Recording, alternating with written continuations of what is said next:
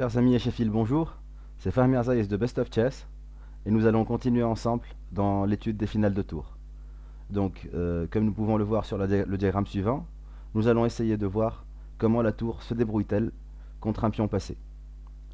Bien sûr, nous pouvons voir que les blancs ont l'avantage matériel, l'avantage de la tour, qui est disposé sur la case D1, et le roi blanc est disposé sur la case D7.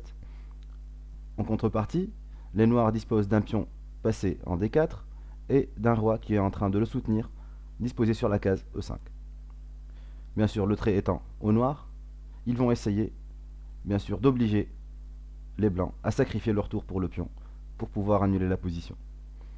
Toute la question est de savoir est-ce qu'ils pourront arriver à obliger les blancs à sacrifier la tour, ou bien les blancs arriveront à temps avec leur roi pour soutenir la tour et arrêter la marche du pion. Donc, commençons notre analyse. Les noirs sont au trait et ils disposent de deux coups possibles, roi E4 et roi D5. Donc le coup naturel semble être roi E4 et commençons l'analyse de ce coup. Bien sûr, sur roi E4, les blancs peuvent commencer à activer leur roi par l'intermédiaire de roi D6.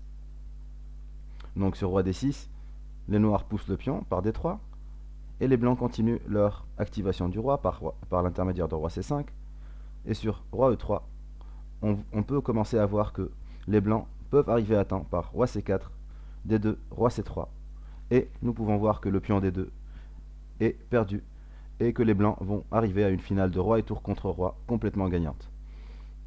Donc, nous pouvons conclure que le coup qui semble le plus naturel, qui est le coup roi E4, est un coup perdant.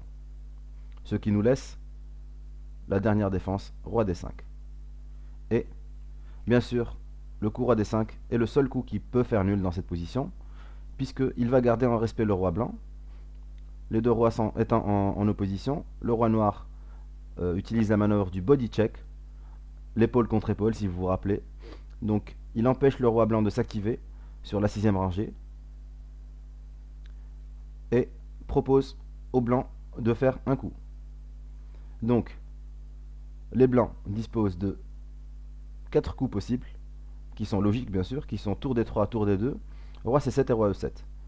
Bien sûr, les coups les moins logiques sont tour D3 par exemple, parce que sur le coup tour D3, les noirs viendraient gagner un tempo avec leur roi, par l'intermédiaire de roi C4 ou roi E4, et on reviendrait à la variante précédente, mais avec un tempo en plus pour les noirs, qui peut s'avérer très intéressant. Donc sur tour D3, on peut voir que roi E4 gagne un tempo sur la tour, qui doit revenir sur la case D1, et là, les blancs ne sont plus dans la possibilité de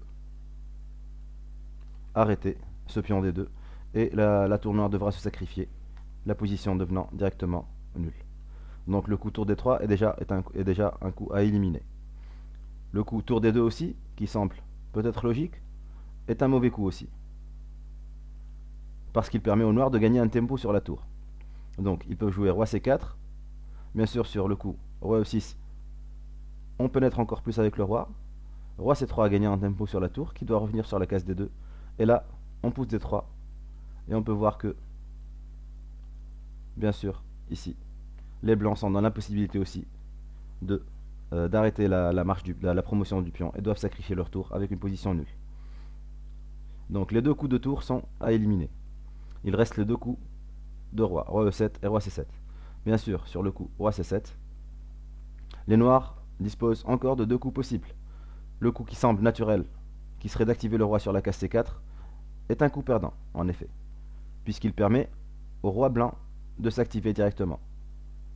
Donc par l'intermédiaire de roi D6, et là sur D3, le roi blanc continue à son rapatriement, et on voit bien qu'il arrive juste à temps pour arrêter le pion D2 avec une finale gagnante. Donc le coup roi C4 des blancs est un coup perdant. Ici, des noirs est un coup perdant. Ici, les noirs doivent obligatoirement garder le roi blanc en respect.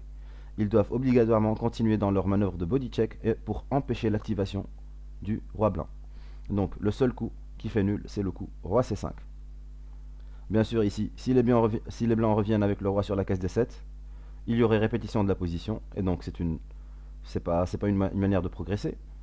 Donc, sur roi C7, roi C5, les blancs sont obligés de donner tour échec, et c'est là que les noirs vont activer le roi sur la case B4, et nous verrons que cet échec donné par la tour va être nocif puisqu'il va leur faire perdre un temps très précieux et qui va permettre aux noirs d'arriver juste à temps à promouvoir le pion et à obliger le sacrifice de la tour contre le pion. Donc ici, les blancs vont jouer naturellement le coup roi D6 et la course du pion est engagée.